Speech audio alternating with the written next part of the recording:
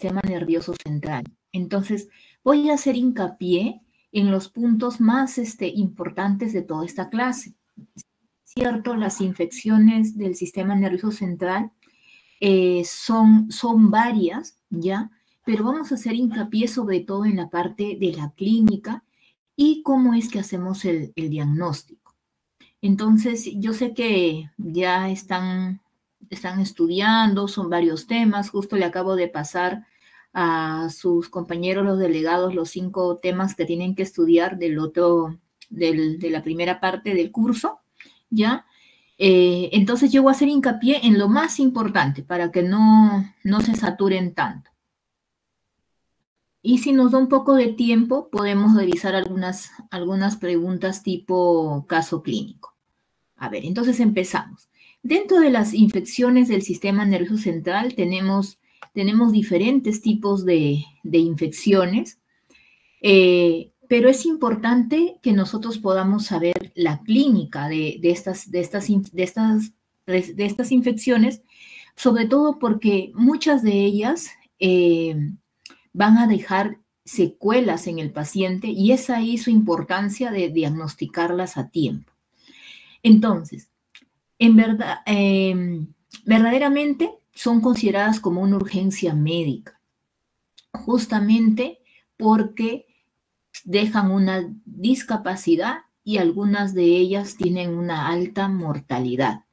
Quiere decir, por ejemplo, si sospechamos de una meningitis, debemos de instaurar el tratamiento lo más antes posible. O sea, no puede haber alguien que se sospeche de meningitis y no se le haya iniciado el tratamiento.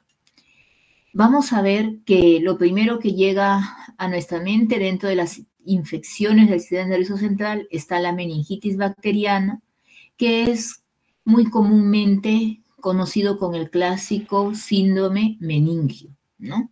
Pero no solo tenemos meningitis bacteriana, también puede haber meningitis viral, puede haber meningitis tuberculosa, y ahora vamos a ver las diferencias entre ellas. En la práctica clínica el paciente va a tener cuadros mixtos, entonces vamos a ver hacia dónde nos vamos a orientar. Va a haber pacientes con síndrome meningio, va a haber alteración de conciencia, de conducta y otros síndromes de focalización. Entonces, la clínica básicamente se da a estos 3 niveles.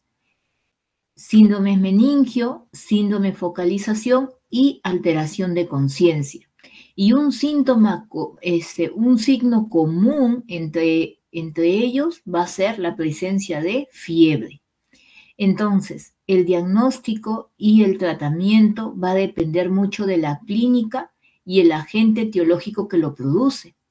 Es así que hay un cuadro clínico diferente para una infección meningia bacteriana, viral o tuberculosa. El cuadro clínico es variable y nos va a orientar uno a otro para decidir el tratamiento empírico. Entonces, vamos a ver dentro de la clínica, se va a presentar como un síndrome meningio, algunas de las infecciones, ¿no? Y esto se manifiesta por los signos que ya sabemos como rigidez de nuca, Kernin, Brusinski, Glasella. También puede dar un cuadro de meningitis, una inflamación de las meninges, ¿no? Y esta inflamación puede ser localizada o puede ser difusa. También se puede presentar como una meningitis crónica cuando el tiempo de duración de la enfermedad es mayor a 1 mes. O también como la meningitis aséptica, donde no encontramos al germen que está produciendo la inflamación y que aparentemente solo hay un proceso inflamatorio, que puede ser viral, por ejemplo. Otro de los cuadros clínicos que se va a presentar es la encefalopatía. Muchas de estas infecciones del sistema nervioso central va asociado a alteración del estado mental. Puede dar un cuadro de encefalitis, lo cual hace referencia a que hay una inflamación del parénquima cerebral. Y esta inflamación del parénquima cerebral va a dar como clínica lo que es el síndrome de focalización. ¿Cómo está conformado el síndrome de focalización? Está conformado por pacientes que presentan déficit, ¿no? Hay un déficit motor, ¿no? También déficit sensitivo, neuropatía craneal, etcétera, ¿no? Entonces, los cuadros de las infecciones del sistema nervioso central son diversos. Hemos visto, puede dar meningitis, puede dar encefalopatía, puede dar una encefalitis que va asociado a un síndrome de focalización o una meningoencefalitis que es inflamación de ambos, ¿no? La meninge y el parénquima cerebral. Lo habitual es que el paciente no presente un síndrome puro, o sea, no solamente va a haber signo meningio, puede haber síndrome meningio asociado a un síndrome de focalización. Entonces, no es un conjunto de signos y síntomas específicos de un síndrome en sí, sino que pueden variar. Las etiologías, las causas, lo hemos mencionado, pueden ser bacterianas, pueden ser virales, ¿no? Dentro de las infecciones del sistema nervioso central tenemos las meningitis, la encefalitis y el absceso cerebral, ¿no? Y vamos a ir viendo cada una de ellas cómo es su presentación, de meningitis, encefalitis y absceso cerebral. En el caso de la meningitis bacteriana, por ejemplo, vamos a ver que lo que va a predominar es un síndrome meningio, va a ir asociado de encefalopatía y muy raramente puede haber focalización. ¿Qué se refiere a focalización? Que exista déficit o alteración de la sensibilidad, por ejemplo, ¿no? La meningitis aséptica exclusivamente va a dar un síndrome meningio, ¿no?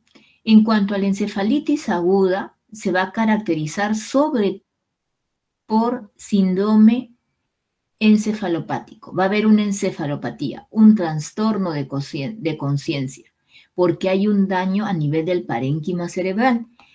Esto puede ir acompañado de focalización, o sea, un trastorno motor sensitivo, pares craneales, y en menor medida va a haber síndrome meningio. Entonces, ¿qué predomina en la encefalitis aguda? La encefalopatía. ¿Qué predomina en la meningitis? El síndrome meningio, pero también puede dar encefalopatía, raramente focalización, ¿no? En el absceso cerebral, como sabemos, el absceso va a ser una colección de pus a nivel del parénquima cerebral, por lo tanto, es una lesión que está ocupando espacio y su manifestación clínica va a ser la focalización neurológica. Entonces, esta diapositiva es muy importante porque nos está resumiendo cuál es la clínica predominante ante una meningitis, ante un paciente con encefalitis y ante un paciente con absceso cerebral. ¿Cómo puede ser un caso clínico, por ejemplo, de meningitis? Que nos diga paciente de, no sé, 40 años de edad, que llega porque presenta rigidez de nuca, Kerning, Brusinski, hace más o menos, refiere hace una semana que el paciente empieza con fiebre, dolor de cabeza. Al momento que se le examina, tiene rigidez de nuca, Kerning, Brusinski, ¿no? Y su LASGO está en 10, o sea, hay un trastorno de conciencia. Evalúa al paciente y sí, hay rigidez de nuca. Entonces, ¿qué está predominando en este paciente? El síndrome meningio y la encefalopatía. Por lo tanto, ¿ante qué entidad de cuadro infeccioso estaré? Probablemente ante una meningitis. ¿Será viral, bacteriana, tuberculosa? Lo vamos a ver más adelante, ¿no? ¿Por qué? Porque si estoy ante esta sospecha clínica de meningitis, tengo que hacer una punción lumbar para determinar, según sus características, si esto es bacteriano, viral o por tuberculosis o por hongos o parásitos, ¿no? No lo sabemos. ¿Qué pasa si me dan un caso clínico donde dice paciente viene porque hace 2 días está con trastorno de conciencia, está cada vez más somnoliento, ya no reconoce a familiares, ¿no? Y el día de hoy ya notan como que está durmiendo todo el tiempo el paciente, ¿no? Entonces, ¿qué está predominando en este cuadro? La encefalopatía. encefalopatía, ¿no? Y aparte tiene fiebre el paciente. Entonces, ante un cuadro que predomine encefalopatía, no hay signos meningios, pensaré que estoy ante un proceso infeccioso como la encefalitis aguda. Las causas más comunes de encefalitis aguda son las causas virales. Por lo tanto, el tiempo de enfermedad de un paciente con encefalitis aguda es bien agudo, ¿no? Puede ser 24 horas, ¿no? Apenas de unos días.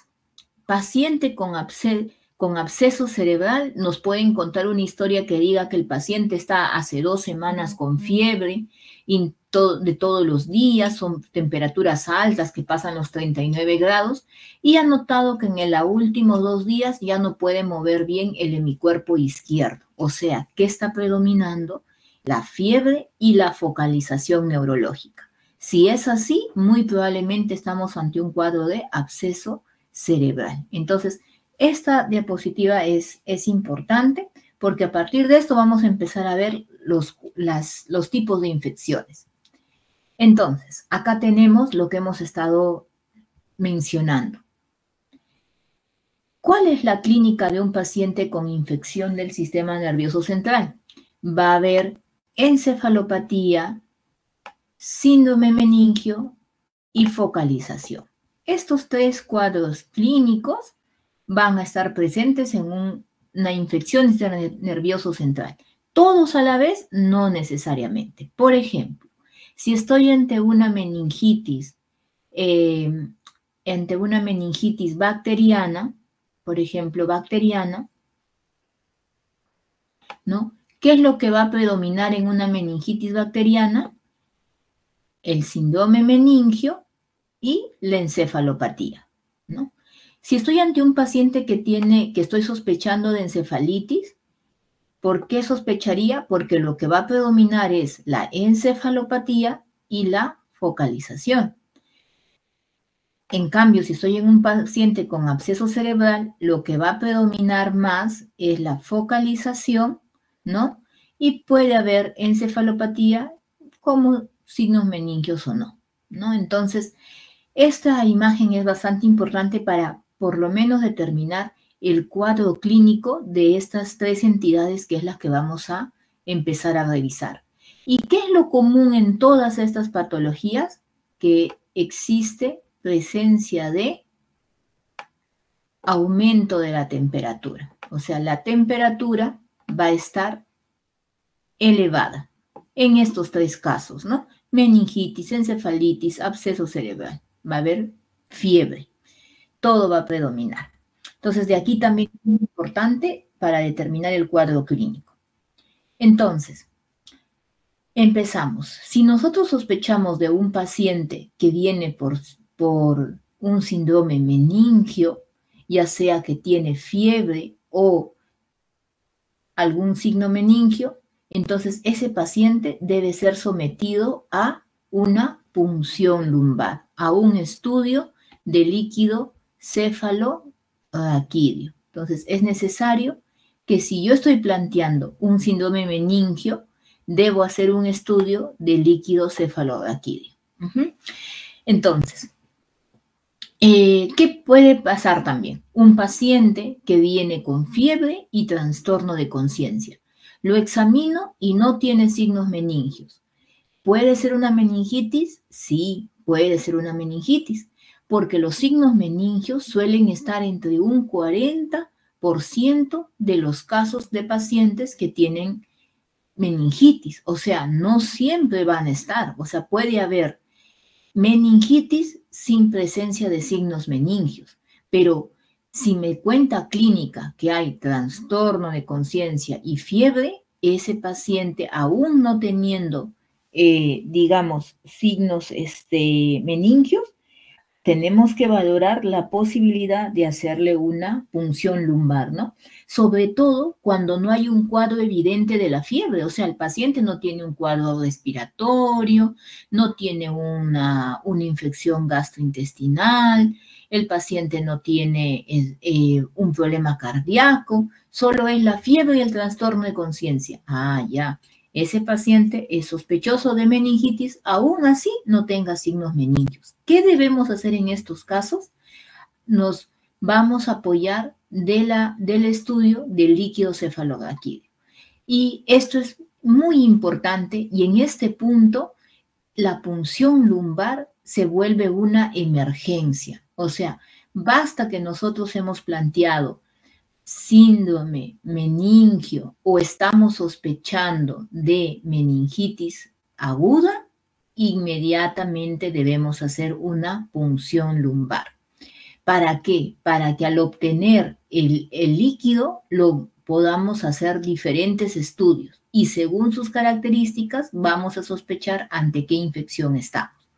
Entonces, dice,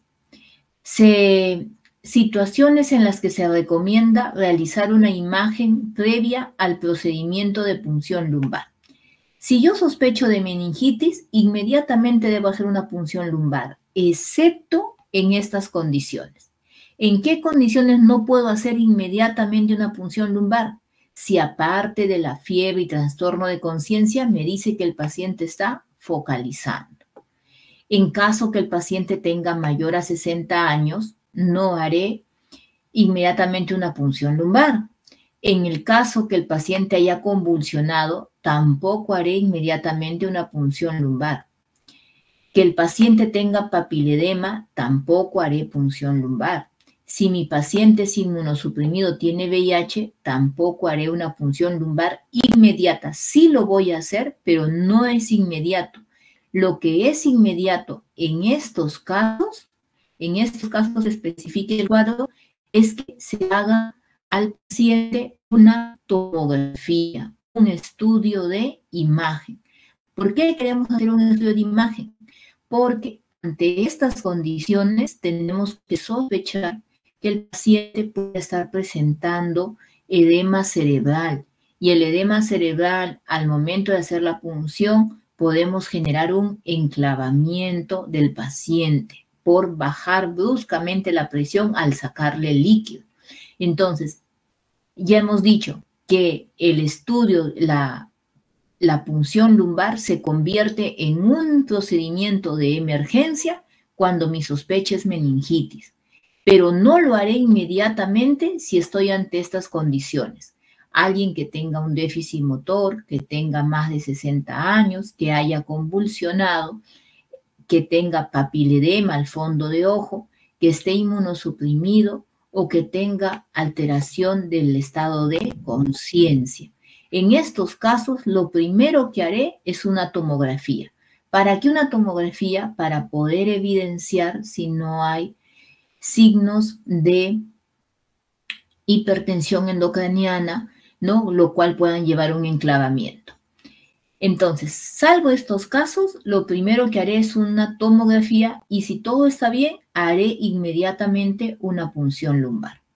¿Para qué es esta punción lumbar? Me va a dar características de líquido en cuanto a saber cómo están los niveles de proteínas, cómo está la glucosa, cuántas células hay en esa muestra de líquido cefalorraquídeo, ¿no? Y esta celularidad se va a clasificar en polimorfonucleares o mononucleares, ¿no? Y bueno, y otros datos extras que podemos obtener del líquido cefalorraquídeo, una presión de apertura, también podemos evaluar la presión de apertura, también podemos hacer estudios de ADA en líquido cefalorraquídeo, podemos hacer cultivo de líquido cefalorraquídeo, podemos pedir BK en el líquido cefalorraquídeo. Entonces, este examen, en primer lugar, viene a ser un citoquímico, ¿no? Este es un citoquímico del líquido cefalorraquídeo. Y según sus características, vamos a sospechar si estamos ante una meningitis bacteriana, una meningitis aséptica, o una encefalitis aguda, o una infección por Mycobacterium tuberculoso. Entonces, estas son las características que se presentarían. Si estamos ante una sospecha de una meningitis bacteriana, la presencia de células tiene que ser por encima de 100 hasta 10.000, o sea, es abundante la celularidad. Y como es bacteriana, debe ser a predominio polimorfo nucleares, ¿no? Este es en el caso de meningitis bacteriana. Las proteínas van a estar aumentadas, bien aumentadas, ¿no? En la meningitis bacteriana aguda. Va a estar de 100 a 50 aproximadamente. Y la glucosa va a haber un consumo de glucosa, ¿no? Eso sí es bien notorio. Pacientes con meningitis bacteriana vamos a encontrar que hay consumo de glucosa. Entonces, la presión de apertura puede ser normal, pero debe haber celularidad, ¿no? La celularidad debe ser considerable, ¿no? Por lo menos entre 100 y 10.000. Es importante que recordemos en esta parte de que lo que predomina es los polimorfonucleares. A veces la celularidad nos puede salir baja, 20, 30, pero el que va a determinar es si esas células son polimorfonucleares o mononucleares, porque dependiendo de eso es nuestra sospecha, ¿no? En estos pacientes. En cuanto a la meningitis, en la encefalitis aguda, ¿puedo hacer punción lumbar? Sí. La celularidad va a ser aumentada porque lo normal es hasta 0 a 2 leucocitos, 0 a 2, en algunos casos dicen 1 leucocitos en líquido cefalorraquídeo, ¿no? Y en el caso de una encefalitis aguda que la causa es viral, la celularidad no es muy pronunciadamente elevada. Va a haber leucocitos, pero usualmente son a predominio mononucleares. ¿Por qué? Porque es una infección viral. Proteínas también van a estar ligeramente aumentadas, no es mucho, incluso hasta normal puede estar, y la glucosa suele estar usualmente normal, o sea, no hay mucha variación en una encefalitis aguda, salvo los leucocitos aumentados, pero su predominancia es mononuclear. Miren, a diferencia de una meningitis por tuberculosis, los leucocitos están aumentados, pero no mucho. Lo que predomina es mononuclear y sí hay un aumento considerable de proteínas y disminución de glucosa, ¿no? Entonces, cada una de las infecciones, meningitis, encefalitis, bacteriana, tuberculosa, tiene características predominantes. Este citoquímico, ¿me hará el diagnóstico definitivo de acuerdo a lo que encuentre? No. El diagnóstico definitivo es que yo cultive, ¿no? Este líquido cefalorraquídeo para determinar a cuál de estas patologías me orientaría. Entonces, este cuadro es muy importante, tienen que saberlo. Puede haber un caso clínico donde diga paciente tiene, no sé, tiene 80 leucocitos a predominio mononuclear. Las proteínas están normales y la glucosa normal. Entonces, todo está normal, pero sí está alterado la celularidad. Tiene más de 100 células, pero es a predominio mononuclear. Esas características están haciendo referencia a una encefalitis aguda de causa viral, ¿no? Entonces, este cuadro es muy importante. Listo. Hasta ahí, chicos, ¿tienen alguna pregunta, alguna duda?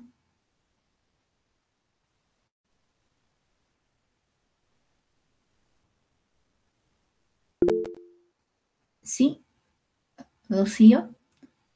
Doctora, buenas noches. Mi pregunta es si la tomografía es con contraste o sin contraste. Ah, ya.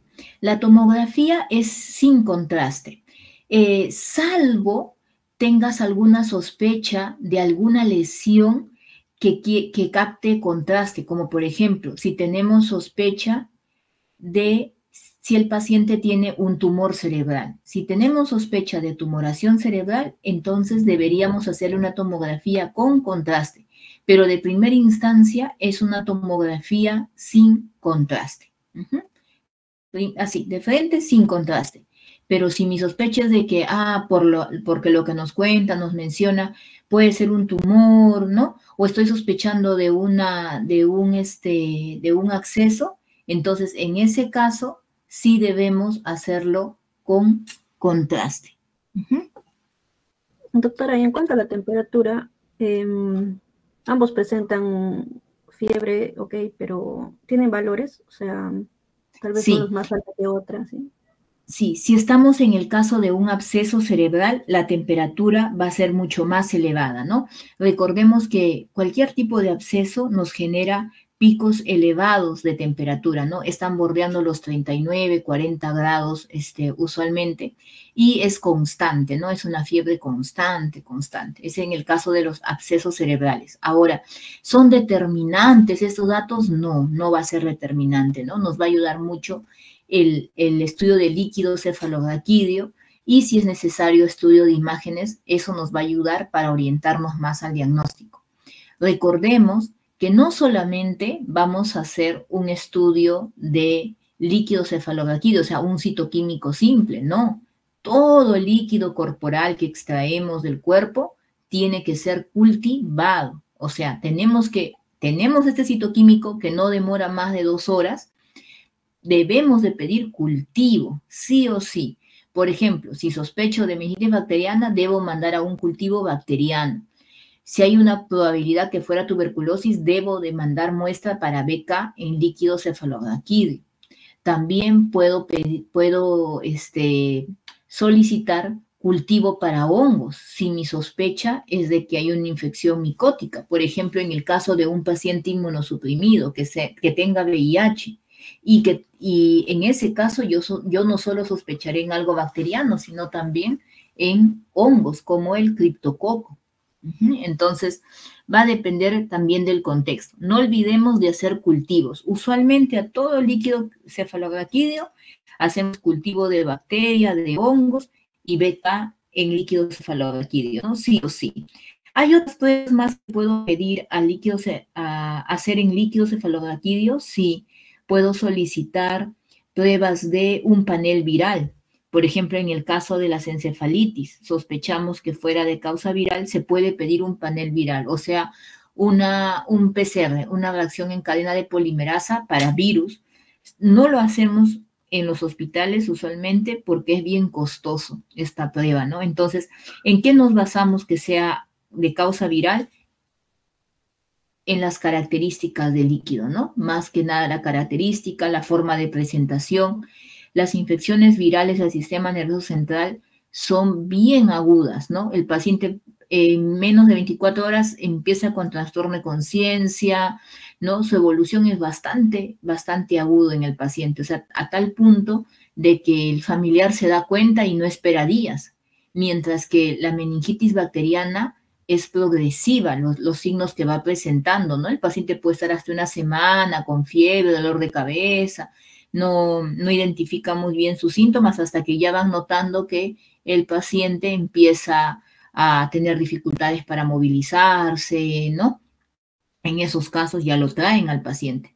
Y la meningitis bacteriana es de mayor evolución todavía, usualmente 2 semanas, el paciente está con fiebre, malestar general, cefalea, ¿no? Y ya les va llamando la atención que el paciente empieza a presentar, aparte de la fiebre, todo, ¿no? Trastorno de conciencia, rigidez, no se puede levantar de la cama, pero es de presentación más subaguda, ¿no? La meningitis bacteriana.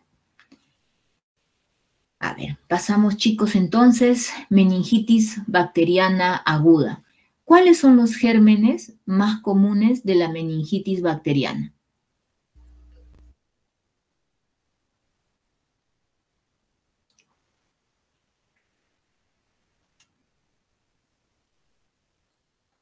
Eso es importante porque nuestro tratamiento va a ser empírico, va a ser en base a nuestra sospecha. ¿Qué nos va a ayudar? Sí, Rocío.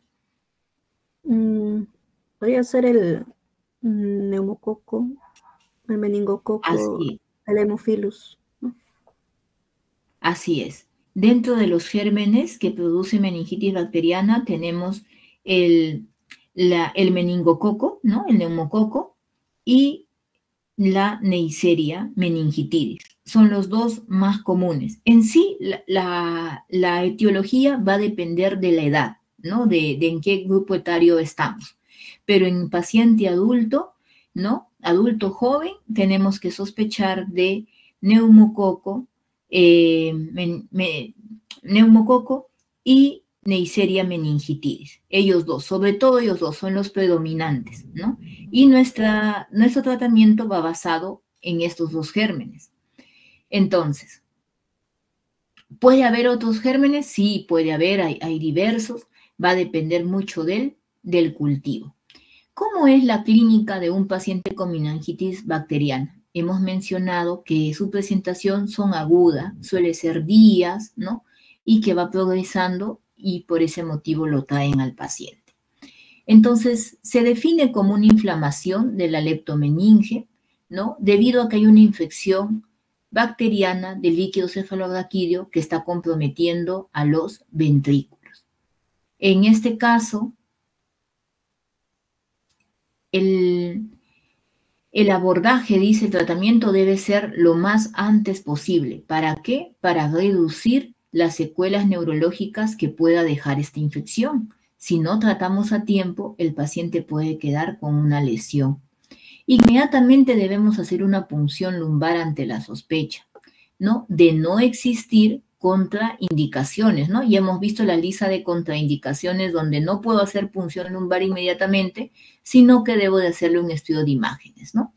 Y, por lo tanto, es necesario el inicio de antibiótico de forma empírica, ¿no? Entonces, suele ser prevalente, no es mucho, 5 de 100.000 adultos, 5 casos de 100.000, la mayoría de ellos son hombres, ¿no?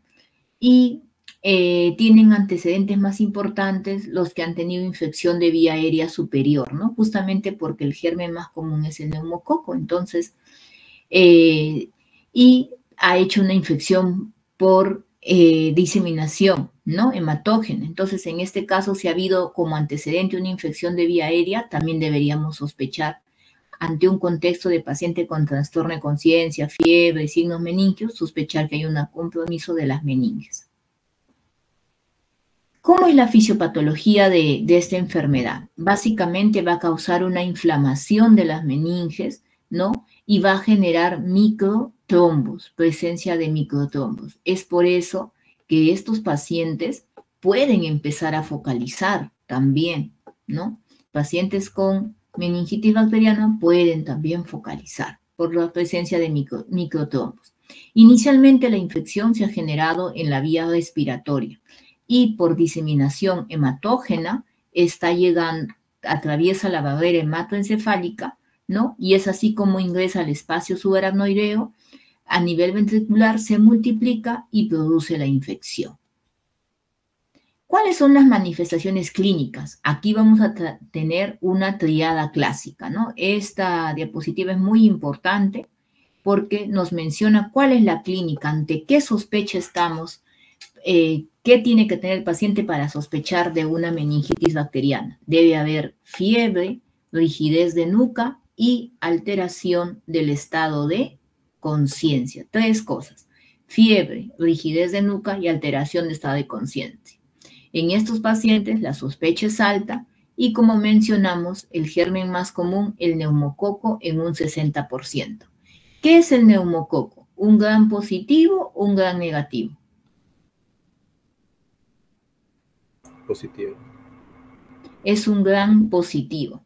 Al ser un gran positivo, ¿qué antibiótico deberíamos dar a este paciente? ¿No? Sabiendo de que la sospecha para que esté produciendo una meningitis probablemente sea un fármaco que que puede ser resistente, ¿no? Puede ser meticilino resistente. Vancomicina. Encefalofurina ceftriaxona.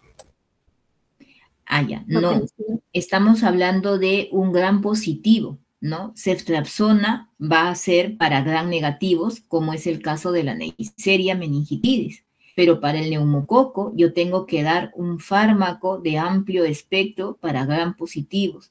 Y sobre todo, ampicilina. Una opción es dar ampicilina, dar vancomicina en estos pacientes, ¿no? Entonces, de ahí es donde viene el tratamiento empírico. ¿Por qué? Porque el 60% es por neumococo, entonces sí o sí debo cubrir neumococo en estos pacientes, ¿no? Bueno, puede haber más clínica, no es solo esta triada, puede haber pacientes con cefalea, con fiebre, ¿no? Malestar general, puede haber alteraciones de pares craneales porque hace como microinfartos esos pacientes, ¿no? La presencia, ahora recordemos, puede haber también meningitis bacteriana sin signos meningios, sí puede haber también, ¿no? Su forma de presentación es aguda, son días, puede ser entre unos 3 a 7 días que nos cuente el tiempo de enfermedad en estos pacientes, a diferencia de las encefalitis virales que son apenas y horas puede ser el tiempo de enfermedad. En cuanto al diagnóstico, lo más importante, que ya lo hemos mencionado, debemos hacer punción lumbar. Se debe hacer punción lumbar si no hay ninguna contraindicación. De acuerdo a los hallazgos de la punción lumbar, determinaremos si es una meningitis bacteriana. ¿Qué es lo que debe de predominar? Aumento de leucocitos a predominio de polimorfonucleares con ligero consumo de glucosa o aumento de proteínas, ¿no? Debemos pedir una tinción Gram para inmediatamente saber si estamos ante un Gram positivo o Gram negativo, ¿no? Esto es útil en la mayoría de los casos, poder realizarlo. Y el cultivo, sí o sí pedir cultivo de líquido cefalorraquídeo porque va a ser el gol estándar, ¿no? O sea, me va a determinar el germen que está produciendo la infección. Es importante que hagamos hemocultivos porque hemos dicho que esta infección se puede deberse a diseminación por vía hematógena. Entonces, sí o sí, ante la sospecha de una meningitis bacteriana, también debemos hacer hemocultivos. ¿Por qué? Porque la idea es que aislemos cuanto antes al germen que está produciendo la infección, ¿no? Hay otros exámenes que podemos pedir que son sugerentes de una meningitis bacteriana. A veces nos va a quedar duda, una meningitis bacteriana. Puede haber también ahí otro germen más agregado, no sé, tuberculosis también podría ser. Entonces, hay una prueba muy importante que tiene una sensibilidad alta para la sospecha que fuera una infección bacteriana, es la presencia de lactato en líquido cefalorraquídeo. Entonces se ha visto que un aumento de ello nos hace sospechar de meningitis bacteriana. Tiene una buena sensibilidad y especificidad. ¿Cuál es el tratamiento?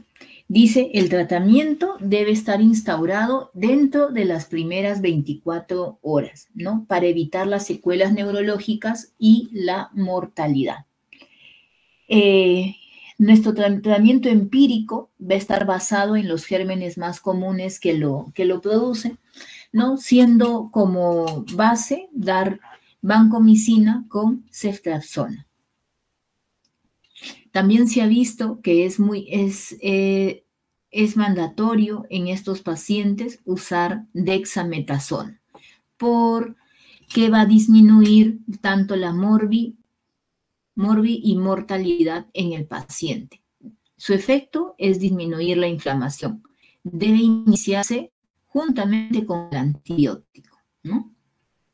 El tratamiento puede durar de 7 a 14 días de acuerdo a la evolución del paciente, pero en gérmenes como Pseudomonas aeruginosa y Listeria monocitógenes deberíamos llegar al tratamiento con 21 días, ¿no? En el caso de meningitis bacteriana. Las complicaciones que puede tener estos pacientes es la secuela y la muerte, ¿no? Si nosotros no controlamos a tiempo la infección, el paciente puede hacer una infección generalizada, puede incluso llegar al shock séptico, ¿no?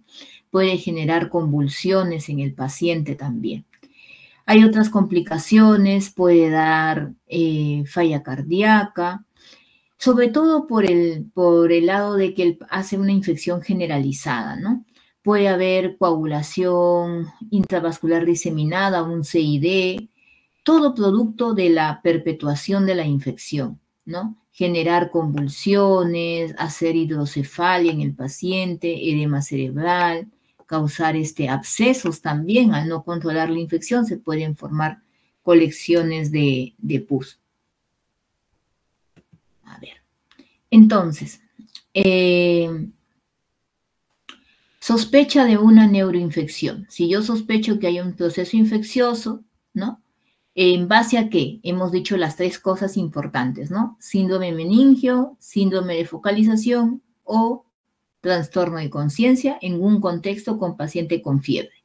Si en ese contexto yo sospecho una neuroinfección, pues tengo que ver el síndrome clínico que está predominando y hacer una punción lumbar si es que no hay contraindicación.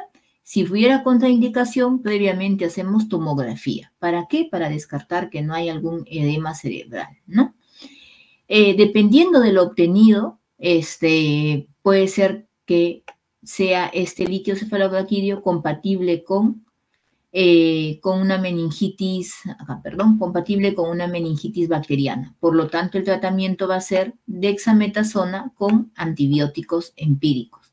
Si pienso que es aséptica, o sea, viral, debería dar aciclovir. Aún así, yo no tenga, digamos, aislado el germen, ¿no? O una prueba directamente que me diga que es una meningitis, ya sea viral o bacteriana, ¿no? Debo de iniciar tratamiento empírico sí o sí, ¿no? En el caso de meningitis tuberculosa, también damos corticoide, ¿no? También damos antituberculosos, ¿no? El tratamiento antituberculoso. Si me queda la sospecha que hay bacteriana sobreagregada, doy antibióticos. Entonces, basta que yo tenga la sospecha, definitivamente empiezo mi tratamiento empírico, ¿no? Obviamente he hecho hemocultivos, cultivos, pero ya sabemos que estos exámenes cultivos demoran pues más o menos unos 3 días hasta que crezca el germen. Entonces yo no puedo esperar 3 días, ¿no? Por eso dice que el tratamiento lo debemos instaurar dentro de las 24 horas desde que hemos empezado la sospecha de meningitis bacteriana. Aquí está la lista de los diferentes patógenos que va a ir de acuerdo a la edad del paciente, ¿no? Es a la edad del paciente y de acuerdo a los factores de riesgo que tiene el paciente. Por ejemplo, usualmente nuestra población joven, adultos, ¿qué predomina? Neisseria meningitidis y Streptococcus pneumoniae, ¿no? Eso es lo que predomina. ¿Cuál es mi tratamiento de base? Para la Neisseria voy a dar ceftriaxona, para el Streptococcus pneumoniae voy a dar vancomicina. En mayores de 50 años, pues igual predomina el Streptococcus pneumoniae y Neisseria meningitidis. Miren, siempre está estos presentes, pero aquí se agrega un germen más, ¿no? La Listeria monocytogenes, ¿no? En ese caso, por pensar en listeria, debo agregar ampicilina, ¿no? Ceftriaxona, vancomicina como siempre y ampicilina. Pacientes que se ha manipulado el área, ¿no? Y se ha hecho un drenaje del líquido cefalorraquídeo, hay que pensar en gérmenes de la piel que hayan accedido hacia el torrente del líquido cefalorraquídeo y causar infección. Y aquí tenemos 2, el Staphylococcus epidermidis y el Staphylococcus aureus o Pseudomonas aeruginosa. Entonces, miren, en este caso ya nos está hablando de un gran negativo, ¿no? Porque vancomicina también va a cubrir Staphylococcus epidermidis y aureus. Entonces, sí o sí doy vancomicina, ceftazidima, ¿no? Y voy a agregar un antibiótico ante la sospecha de Pseudomonas aeruginosa en este contexto, ¿no? En pacientes que han sido sometidos a drenaje de líquido cefalorraquídeo, en ellos agregaré meropenem. Y bueno, hay un estado muy importante que es la inmunosupresión, pacientes con VIH. En ellos siguen siendo los más comunes Streptococcus pneumoniae, Neisseria meningitidis, ¿no? Por lo tanto, mi tratamiento es ceftriaxona con vanco, pero se agregan otros gérmenes, como la Listeria monocytogenes, Pseudomonas aeruginosa, ¿no? Si es así, agregamos ampicilina Y para la pseudomonia aeruginosa tendríamos que dar un antipseudomónico, ¿no? Quizás podríamos cambiar ceftriaxona, pasar a una ceftazidima y estamos así cubriendo mejor al paciente. Otra condición, pacientes que han sido posoperados o tienen un trauma cerebral, ellos también hacen fiebres persistentes, clínica persistente de meningitis, y dentro de los patógenos está Staphylococcus aureus, bacilos gram negativos. Entonces, mi cobertura se amplía, ¿no? En este caso, vancomicina más meropenem. Entonces, la explicación del tratamiento empírico está en base a los patógenos más frecuentes. Bueno, esto es lo que hemos mencionado igual, ¿no? ¿Qué hacemos ante la sospecha de una meningitis bacteriana? Si hay clínica, sospechamos como tal, hacemos imagen si es que hay alguna contraindicación, si no, directamente una toma de líquido cefalorraquídeo y hemocultivos, ¿no? Ya está. Hasta ahí, chicos, ¿alguna pregunta de meningitis bacteriana? En verdad es bien extenso, pero les estoy dando los puntos más importantes, que es la clínica, el agente etiológico y nuestro tratamiento empírico. A ver, entonces pasamos a encefalitis viral. ¿Qué es característico de la encefalitis viral o qué es lo que predomina en estos pacientes? Recordemos, chicos, que en la encefalitis viral la presentación va a ser aguda, puede ser horas, o si es días, pues a lo mucho 1 o 2 días, ¿no? Su instalación es bastante aguda. ¿Qué predomina? Hemos dicho en la encefalitis viral, lo que predomina es el trastorno de conciencia. Eso llama mucho la atención y por eso es que no da tiempo a que los familiares tengan al paciente mal pues varios días, porque es muy notorio el trastorno de conciencia como con las horas va evolucionando cada vez más. O sea, es un paciente que se va deteriorando, ¿no? ¿Puede haber signos meningios? Sí, puede haber, pero lo que predomina es el trastorno de conciencia, la encefalopatía y la fiebre, ¿no? Siempre la fiebre de la cabeza. ¿Es común? Sí, suele ser común, o sea, dentro de 100.000 casos podría haber de 7 a 13 casos, es más común que una meningitis bacteriana, suele ser infradiagnosticada, ¿no?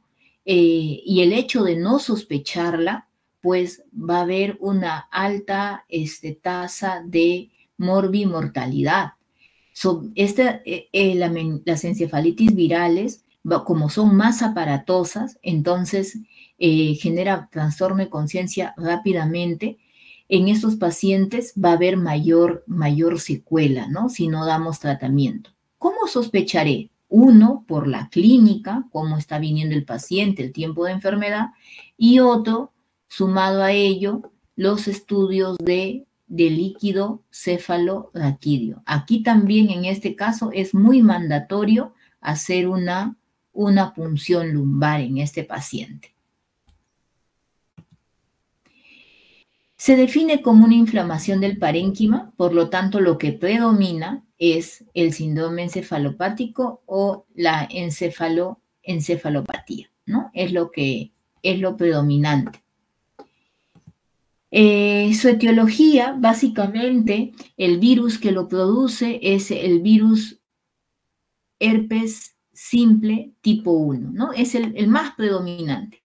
Por eso es que el tratamiento empírico está basado en este virus. Vamos a dar aciclovir y el tratamiento de aciclovir es endovenoso. ¿Qué más? Dentro de sus manifestaciones, lo que hemos dicho, lo que va a predominar es el trastorno de conciencia. Y la parte también conductual, o sea, se altera el contenido, ¿no? Y el estado de conciencia. Recordemos que cuando hablamos de conciencia, hablamos del contenido que hace estudio en relación a las funciones mentales superiores, y el estado de conciencia básicamente son 4, ¿no? Paciente que está despierto, alerta, somnoliento, en estupor o en coma. O sea, se altera el estado de conciencia más el contenido de la conciencia. O sea, el paciente tiene alteración de la memoria, alteración del del lenguaje, el paciente puede tener alteración al momento de reconocer objetos, vestirse, ¿no? Entonces, hay un trastorno del contenido también. Lo que predomina es la fiebre en un 90% en estos casos, y miren, ¿no? Cefalea, 80%, y desorientación, 70%, ¿no? Entonces son lo que más se presenta en estos pacientes. El diagnóstico, pues vamos a hacer un estudio del líquido cefalorraquídeo, el citoquímico. Ya hemos mencionado qué es lo que predomina en un paciente con encefalitis. Va a haber aumento de leucocitos en líquido cefalorraquídeo, que no pasan los 100, no es muy elevado como en la bacteriana, ¿no? Y lo que va a predominar en estos pacientes es que los leucocitos son a predominio mononucleares. Esta es la gran diferencia con la meningitis bacteriana, que es predominio polimorfo nuclear. En este caso es mononuclear. ¿Podemos aislar al germen? Sí podemos aislar. Les mencionaba que existe PCR para virus, ¿no? Pero debido a su alto costo no lo solemos, no se suele solicitar, ¿no? Pero si tenemos la posibilidad de hacerlo, sí sería bueno para poder documentarlo, ¿no? Entonces, según la evolución, vamos a ver que podemos hacer un seguimiento con una nueva punción de líquido entre las 24 y 48 horas, ¿no? Para ir viendo si hay alguna alteración en sí. Algo más en este caso, podemos hacer otros estudios como electroencefalograma, ¿no? Como parte del cuadro para ver si ha quedado alguna alteración y está dejando un proceso inflamatorio, ¿no? Que al final y al cabo el paciente puede empezar a tener convulsiones también, ¿no? Pero pues no es de urgencia, ¿no? Lo que es de urgencia es el estudio del líquido cefalorraquídeo, el citoquímico. ¿Cuál es el tratamiento? Como hemos mencionado, el germen más común, el virus herpes simple 1, por lo tanto el tratamiento va direccionado a este agente más común, ¿no? Se trata con aciclovir, se da a dosis por 10 miligramos kilogramo por peso del paciente y se administra endovenoso cada 8 horas, ¿no? Usualmente damos de 10 a 14 días, es el tratamiento, ¿no? Y hay que tener consideración que puede generar nefrotoxicidad, ¿no? A ver, entonces en este algoritmo también nos hace referencia a PCR, ¿no? Hacemos una reacción en cadena polimerasa para virus herpes simple o virus varicela zoster, ¿no? Si sale positivo, debemos de ver si estamos ante un caso de inmunosupresión, porque recordemos que estos casos de meningitis, encefalitis, usualmente se da en pacientes inmunocomprometidos, ¿no? VIH, diabetes, oncológicos, pacientes que están consumiendo corticoide de larga data, pacientes son inmunosuprimidos. Entonces, ¿hay inmunosupresión? Sí, sospecho de inmunosupresión, entonces inmediatamente debo de dar aciclovir, y en este caso es por 21 días. Miren, como hay inmunosupresión, ¿se acuerdan? No hago directamente punción lumbar, ¿no? En los casos de inmunosupresión es una contraindicación. Lo que debo hacer es inicio tratamiento y haré un estudio de imágenes. Si todo está bien, recién haré punción lumbar, ¿no? Entonces, en este caso dice, si no tiene inmunosupresión, pero tiene pues el PCR positivo para virus herpes simple, daré tratamiento por 14 días, ¿no?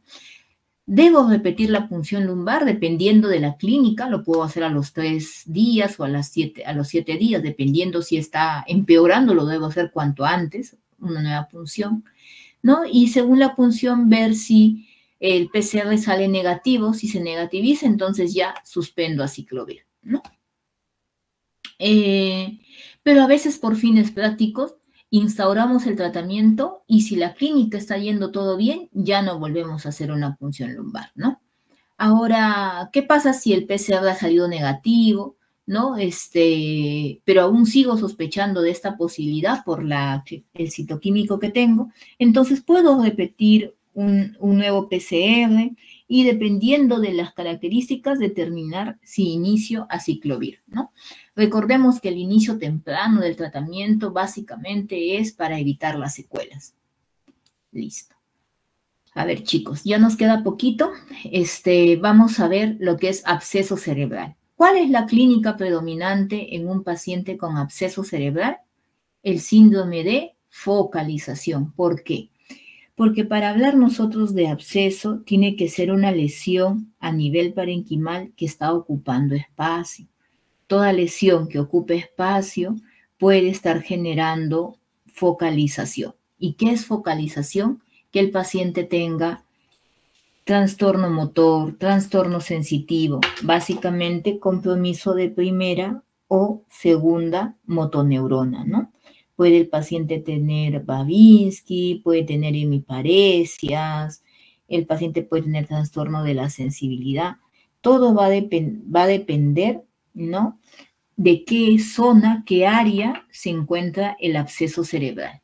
Entonces, ¿en quién sospecho? En un paciente que tiene fiebre, que está viniendo por trastorno de conciencia y focalizando, probablemente. Entonces, si mi sospecha es absceso cerebral en ese contexto, lo que debo de pedir a este paciente inmediatamente es un estudio de imágenes. Y como sospecho que es una infección cerebral por absceso, debo pedirle una tomografía con contraste. Entonces, acá sí tengamos en cuenta que es con contraste, porque en los abscesos cerebrales el contraste va a captar, ¿no?, contraste como en anillo también. Entonces, en este caso sí es característico la tomografía cerebral. Es necesario hacer una tomografía con contraste. Dice, no se define como una colección infecciosa, focal, lo que ya les mencionaba. La incidencia va a depender mucho de la región, de la zona, ¿no? Para que tenga un absceso cerebral, realmente el paciente tiene que tener algún grado de inmunosupresión, ¿no? No cualquiera. Yo creo que en todo este tiempo no sé si han llegado a ver un absceso cerebral, no es muy común verlo. Son más frecuentes, dice, entre hombres entre la tercera y cuarta década de la vida, ¿no? Pero esto va más asociado a pacientes que han sido sometidos a una intervención quirúrgica del cerebro, probablemente, ¿no? Por ahí llegó la infección. O en el caso de que sospechemos en pacientes inmunosuprimidos, también diabéticos, mal controlados, a veces hacen infecciones de oído y por contigüidad nada más hacen abscesos cerebrales, ¿no? O sea, del oído, por contigüidad, avanza la infección. Etiología y fisiopatología.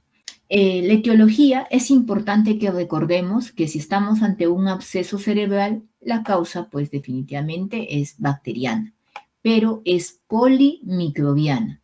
Ahí va a haber presencia de gram negativos, gram positivos, pero sobre todo de anaerobios, ¿no? Recordemos que los abscesos va a haber gérmenes anaerobios. Entonces, nuestro tratamiento empírico también va en relación a ello. A ver. Las manifestaciones clínicas, ¿no? Fundamentalmente en estos pacientes van a haber cuadro de cefalea, ¿no? Suele haber cefalea según el lado donde se encuentra el absceso. Es insidiosa, va progresando la cefalea persistente, ¿no? Los de fosa posterior que están ocupando cerebelo, pues van a dar clínica de compromiso de cerebelo, ¿no? Usualmente el paciente puede tener ataxia, dificultad para la marcha, ampliar la base de sustentación, en este caso, si es que afectó fosa posterior, ¿no?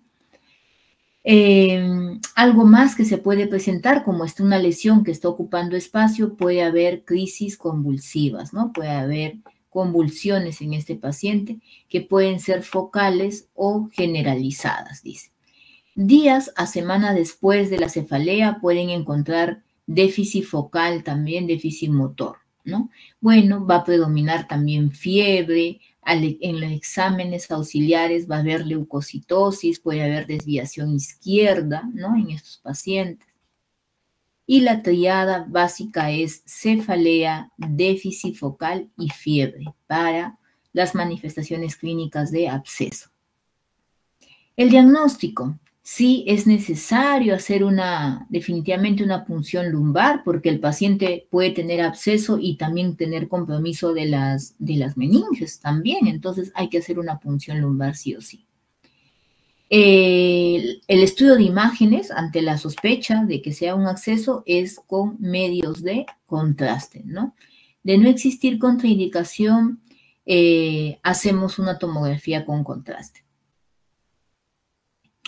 Listo, entonces, ¿qué vamos a ver en la tomografía? En la tomografía se va a ver una lesión, usualmente es hipodensa, y va a captar contraste en anillo, eso es lo característico, ¿no? Hay varias lesiones infecciosas cerebrales que captan contraste en anillo, ¿no? Por ejemplo, ¿qué otra infección conocen que capte contraste en anillo a nivel cerebral?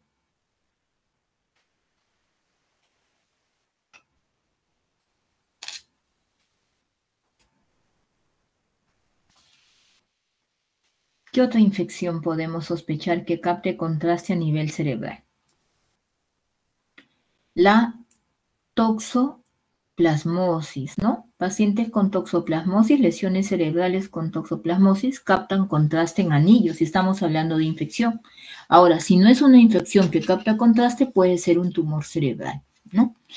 Bueno, la resonancia es mejor, es más sensible, nos puede determinar, incluso podemos hacer un estudio que se llama, que va a medir, digamos, las características de esta lesión, ¿no? Para poder ver los picos de colina o lactato en esos pacientes y dependiendo de los picos que hace, vamos a determinar si es de causa infecciosa o no, ¿no? Porque muchas veces estas lesiones también se pueden confundir con un tumor, porque también capta contraste, ¿no? Entonces hay que hacer el diagnóstico diferencial. ¿Cuál sería el diagnóstico definitivo? Una biopsia, ¿no? Una biopsia y tomar muestra. Avanzamos. Bueno, el antibiótico empírico va directamente relacionado a que se pueda cubrir, es polimicrobiana, ¿no? Un tratamiento polimicrobiano. El absceso cerebral no llega así por así, entonces tenemos que, ante un paciente con absceso cerebral, tenemos que evaluar a nivel de cavidad oral, a nivel de los oídos también y senos paranasales. Si vemos que hay un cuadro infeccioso ahí, lo más probable es que ahí fue el punto de origen para la infección del absceso. En este contexto, como son gérmenes de la boca, del oído, debemos dar cobertura para anaerobios, ¿no? Y el tratamiento empírico es metronidazol, ¿no? Asociado a penicilina G o ceftriaxona. Algo muy importante es la dosis. La dosis tiene que ser bien elevada del fármaco para que sea una dosis que ayude a penetrar barrera hematoencefálica y que mantenga, digamos, su concentración, ¿no? A nivel cerebral para poder combatir la infección. Si sospechamos que el origen es hematógeno, o sea, puede ser que alguien tiene una neumonía, ¿no? Y para que haya hecho absceso cerebral, pues ha ido por vía hematógena. Entonces, en ese caso, damos vancomicina más metronidazol.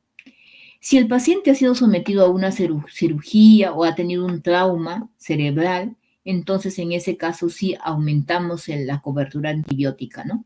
Damos vancomicina, ceftazidima y meropenem, ¿no? Ahí es polimicrobiana definitivamente el absceso.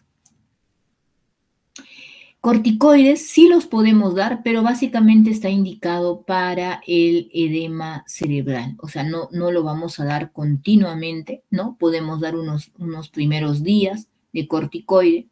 Usualmente usamos dexametasona, ¿no? Y se puede instaurar, ¿no? Dependiendo de qué tanto edema cerebral tenga el paciente. Definitivamente, no es solamente el tratamiento antibiótico, sino también tenemos que instaurar un tratamiento quirúrgico, ¿no? Y las indicaciones para la cirugía, no a todo absceso se opera, pero las indicaciones son cuando esta lesión está generando efecto de masa, ¿no? Para aliviar si es que hay hidrocefalia. El diagnóstico definitivo va a ser por biopsia, ¿no? Y si el tamaño es mayor a 2.5 centímetros, debe hacerse un tratamiento quirúrgico, o sea, un drenaje de esa colección, porque difícilmente desaparezca con antibióticos. Pronóstico. Su pronóstico, si no le damos tratamiento, la mortalidad es alta, ¿no? La mortalidad es bastante alta en estos pacientes. Los predictores de mal pronóstico es cuando el paciente vemos que hay, a pesar del tratamiento, está deteriorando su estado de alerta, ¿no? Si el paciente llegó en coma o si hay ruptura de ventrículos, ¿no? En este caso, son factores de mal pronóstico, ¿no? ¿Cómo hacemos el seguimiento en esos pacientes una vez instaurado el tratamiento? Debemos hacer este estudio de imágenes, ¿no? Para ver si la lesión se va reduciendo, ¿no? Usualmente hacemos estudio de imágenes a la semana y a las 4 semanas para comparar si la lesión está disminuyendo. Y creo que aquí, sí. Y aquí terminamos. Ya chicos, entonces he hecho un resumen. Lo que me importa es que puedan manejar lo que es el estudio del líquido cefalorraquídeo, eso es predominante, y la clínica sobre todo, ¿no? En quién sospecho una meningitis, una encefalitis o un absceso. ¿Por qué? Porque mi tratamiento es empírico, entonces tengo que tener muy en claro su clínica y las características del líquido cefalorraquídeo. Ya está. Ya chicos, no sé si tienen alguna pregunta, alguna duda.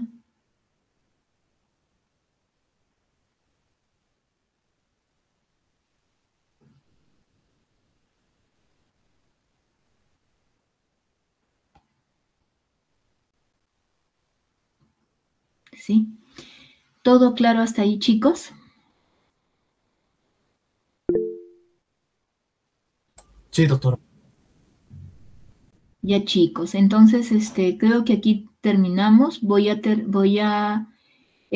Mañana ya les confirmo lo del examen.